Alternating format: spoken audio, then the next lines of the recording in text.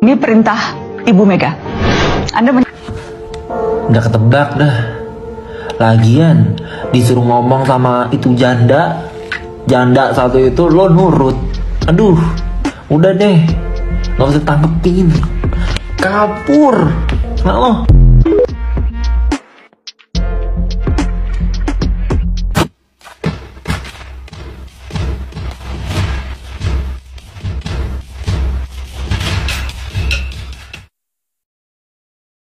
Mampir di timeline media sosial saya seorang TikToker yang bernama Bima yang katanya tinggal di Australia. Dia mencoba dengan susah payah bicara politik dengan mengupload wawancara Ganjar Pranowo dengan Najwa Shihab. Tapi ada satu kata dari dia yang membuat saya tertarik ketika TikToker itu menyebut nama seorang ibu dengan sebutan janda itu. Sebenarnya nggak ada masalah juga sih label janda atau label duda disematkan kepada seseorang yang sudah berpisah dengan pasangannya. Entah itu karena dia cerai atau karena meninggal. Tapi tekanan kata janda itu dari si TikToker menunjukkan kalau dia meremehkan bahkan melecehkan seorang ibu yang saya yakin telunjuknya itu mengarah ke Megawati Soekarno Putri. Presiden kelima Republik Indonesia, pemimpin partai terbesar PDI Perjuangan, dan satu-satunya wanita. Catat ya, satu-satunya wanita di tengah dominasi kaum pria di elit partai. Megawati memang bukan ahli komunikasi yang ketika dia ngomong, orang akan jatuh cinta karena tata bahasanya yang bagus. Bukan. Megawati adalah contoh wanita yang dibesarkan di tengah orang-orang lapangan yang mayoritas pria dan terbiasa dengan bahasa lugas dan cenderung kasar. Dia tumbuh dalam kondisi itu yang membentuk karakternya menjadi sedikit maskulin, meskipun sisi femininnya itu tetap mendominasi. Itulah kenapa ketika Megawati pidato, banyak bahasa-bahasa yang buat sebagian orang yang tidak terbiasa itu risih mendengarnya. Seperti ketika Megawati mencoba bergurau dengan menyatakan dirinya cantik dan jadi pusat perhatian. Buat sebagian orang, guyonan itu ditanggapi dengan serius dan kaku. Karena ya Megawati yang menyampaikan. Ya, Bu Mega memang bukan komika yang tingkat kelucuannya itu di atas standar. Juga ketika Megawati menyebut Presiden Jokowi sebagai petugas partai.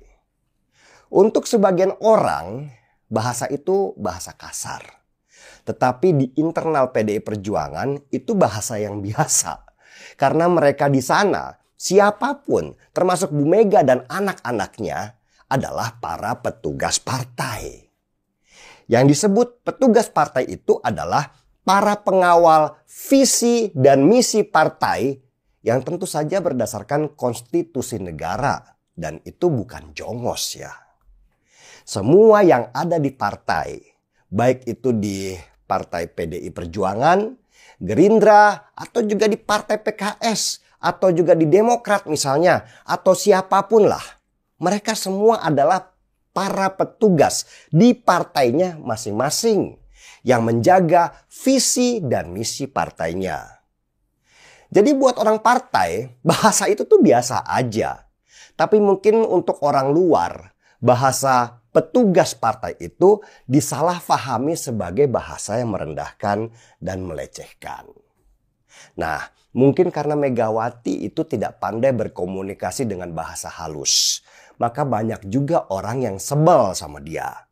Termasuk si TikToker itu yang sekarang sedang lucu-lucunya dan ingin belajar politik dengan ikutan komentar supaya terlihat pandai. Meski saya yakin dia itu tidak kenal siapa itu Megawati Soekarno Putri yang dia sebut dengan janda itu. Sini dek, abang ajarin sedikit ya tentang politik supaya kamu bisa sedikit lebih pintar. Ketika kamu dulu dek belum dibuat dan masih dalam bentuk sperma, Bu Megawati itu sudah ada di jalanan. perang dengan pemerintahan Soeharto yang pada waktu itu sangat keras dan kejam. Bu Mega memang putri seorang Soekarno dan di belakang namanya itu ada nama bapaknya, presiden pertama sekaligus seorang proklamator. Tetapi privilege itu juga bukan sesuatu yang gampang untuk seorang Megawati, juga keluarganya di masa-masa pemerintahan Orde Baru. Justru karena ada nama Soekarno di belakang nama mereka itulah, maka Megawati dan keluarganya banyak mendapat tekanan dari Soeharto, presiden kedua yang sangat diktator. Kamu pasti nggak bisa bayangkan seperti apa diktatornya Soeharto pada masa Orde Baru kan, Dek? Ya pasti enggak lah. Karena di masamu sekarang yang ada itu cuma joget-joget TikTok tanpa takut ada tentara yang menyerbu masuk ke rumah hanya karena pandangan politik yang berbeda. Dan kamu tahu nggak, Dek? Partai PDI dulu bahkan dibelah jadi dua oleh Soeharto karena dia takut nama Megawati itu semakin bersinar. Megawati dan pengikutnya disingkirkan, bahkan ditekanlah mereka dengan keras. Megawati melawan. Dia kemudian membentuk partai baru yang bernama PDI Perjuangan. Iya, Dek, itu partai yang sering kamu dengar namanya, tapi kamu gak pernah belajar sejarahnya.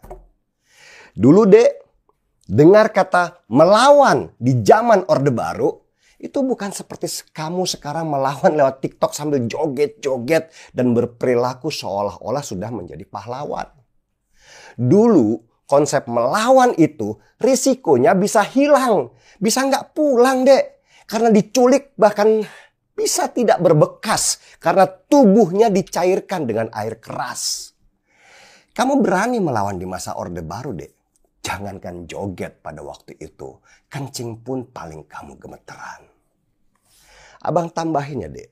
Googling apa yang terjadi pada tahun 96. Waktu markasnya Bu Megawati diserbu tentara suruhan Soeharto dan beberapa orang tewas juga hilang. Coba pakai HP-mu dan ketika googling, keywordnya peristiwa Kuda Tuli. Silakan baca biar kamu ada wawasan. Kamu yang separuh lelaki aja belum tentu seperkasa seorang Megawati Soekarno Putri dalam melawan penguasa kejam pada masa itu.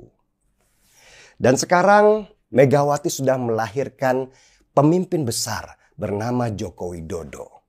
Ya, presiden kamu itu yang sudah membangun ribuan kilometer jalan tol, bendungan besar di mana-mana, dan mengakuisisi Freeport yang selama puluhan tahun dikuasai oleh Amerika. Dan kamu tahu nggak, Dek? Megawati dulu, tahun 2014, kalau dia mau ngotot, dia pasti akan dicalonkan jadi calon presiden oleh partainya sendiri. Tetapi enggak. Megawati malah mundur menyediakan tempat buat Jokowi. Kamu tahu nggak, mengalah seperti itu butuh kebesaran jiwa yang luar biasa yang bahkan kamu nggak akan punya. Kritiklah pemerintah, silahkan. Seperti kamu kritik Gubernur Lampung yang tidak memperbaiki jalan yang rusak. Tapi coba bedakan antara kritikan dengan hinaan.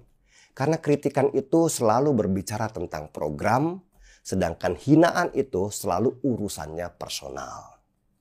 Juga belajarlah tentang adab, Dek. Bagaimana bersikap kepada orang yang jauh lebih tua, terutama kepada orang yang pernah menorehkan sejarah. Kamu gak perlu hormat pada orangnya, tetapi hormatilah apa yang pernah dilakukannya. Sekarang belajar lagi lah tentang politik yang benar ya. Biar nggak asal komen dengan ceteknya wawasan. Makanya seruput kopi, jangan cuma joget-joget tanpa arti. HP-mu boleh smart, pergunakan dengan benar untuk mencari informasi supaya otakmu nggak berkarat. Seharusnya Bima menunjukkan adab dan etika yang lebih baik karena belajar di Australia atau menempuh pendidikan di Australia. Tetapi sayang sekali ketika Bima ini tidak menunjukkan adab dan etika yang baik. Nah, apa yang disampaikan oleh Denny Siregar adalah hal yang membuat pelajaran berharga bagi Bima. Semoga saja Bima ini bisa bertobat dan berubah dan bisa membedakan antara kritik dan cacian, makian, dan juga hinaan. Ya, jadi semoga Bima ini tidak akan mengulangi lagi ke depannya.